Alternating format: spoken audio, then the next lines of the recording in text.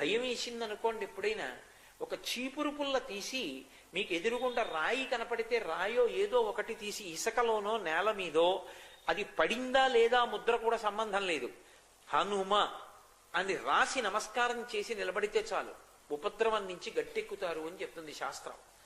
అందుకే హనుమ అత్యద్భుతమైనటువంటి రీతిలో కనపడేటటువంటి సుందరకాండకి ఇప్పటికీ పెద్దలు ఒక మాట చెప్తారు.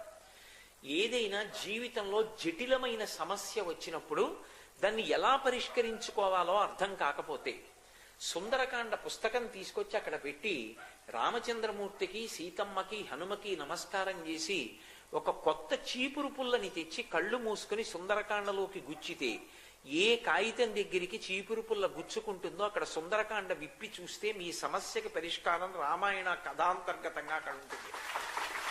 ఇది నేను స్వతంత్రించి